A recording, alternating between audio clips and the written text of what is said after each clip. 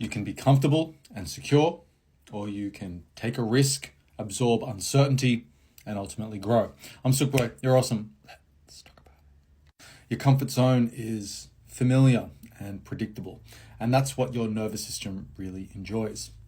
But in this life, change is the only constant, meaning the only thing you can be 100% comfortable with or certain of is that everything will eventually change. The nervous system has a hard time when things aren't predictable. Even if it's a toxic situation, as long as it's predictable, as long as it's something you're used to, it won't flare up and give you negative emotions, neuroticism, or anxiety. But ultimately, at scale, because everything changes, it actually ends up meaning that you are self-sabotaging if you stay the same or you stay stagnant. We're asked to transform and move through crisis, and that actually helps us or allows us to grow. The lunation cycle is always really prominent and important for Cancer Rising's chart because the moon rules your entire chart. At the end of the month, we see a culmination of the last 28 days, and that's landing in your 8th house. And it's also conjunct Pluto, opposite Jupiter, and Sun. That's a Jupiter-Sun cazimi, by the way. But what does it mean? The 8th house, stereotypically, rules shared assets, your relationship with debts, and other people's wealth. It can also be hidden fears, inherited emotional patterns, or the conditioning of your early childhood, trauma, for example. With a lunation in this area of the chart, it could mean that some more unconscious behaviors, thoughts, or habits have been processed unconsciously but are now emerging. They're stepping into your wakeful consciousness. The mechanism here is transformation via some sort of crisis. The crisis could be financial. It could be that you realize that you've become too reliant on other people's financial decisions for your own livelihood, for example. The crisis could be something around betrayal or someone lying to you. It could be around your own intimacy, a lack of intimacy, or a feeling like you need to liberate yourself sexually, perhaps.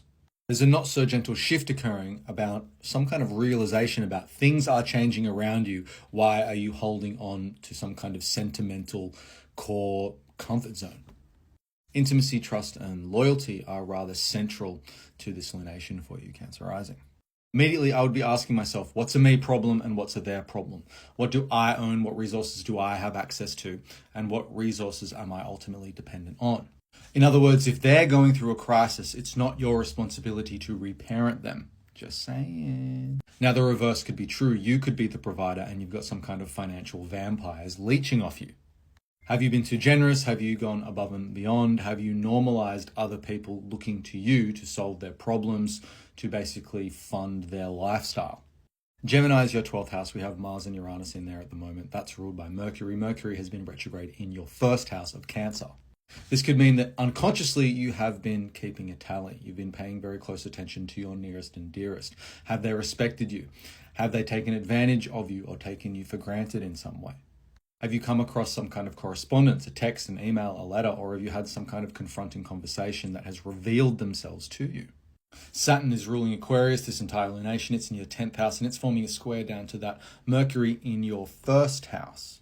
This could be very harsh words exchanged between authority figures, a father, for example, or your boss, or someone that you feel is punching down on you in some way, shape, or form.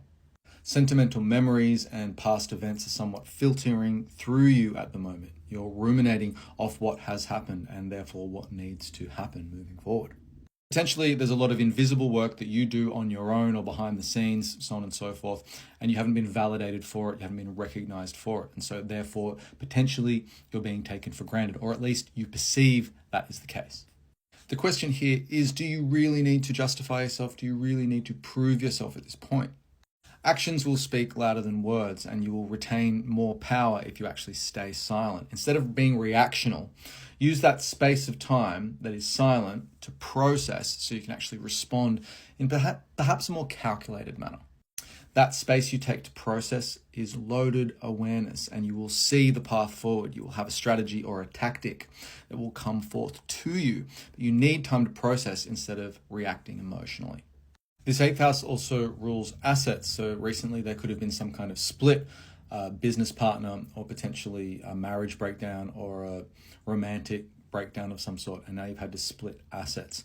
And there's some complications around that. Things have got in your way. The logistics have held back that process from signing off on that contract. Now the Mars in the 12th house is squaring down to Venus in the third, and this is how you communicate. Do people avoid the conversations they need to have with you? This third house speaks to everything around extended family, in-laws, and siblings, and that eighth house can sometimes speak to inheritances.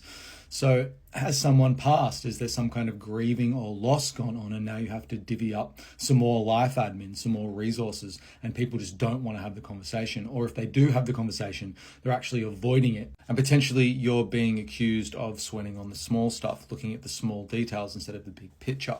Now that could be the case, that you're failing to see the forest from the trees, so to speak. There is a fair amount of worry in this chart, but this worry is basically a clear signal that if you've been stagnant, if you've been holding off saying the conversation or actually acting on what you've been thinking about, now is the time to actually push that. And sure, the conversation or the situation could be uncomfortable, but what is the carrot or the pot of gold waiting at the end of the rainbow once you have that or do that thing? Rather than trying to negate consequences of situations, prioritize what you actually need. Have you become too dependent on another person? Has another person become too dependent on you? Psychological urgency is putting pressure on you to act. Maybe you not confronting the issue is indeed an act of self-sabotage. Only love, positive vibes always. Hope that helps. Okay, bye.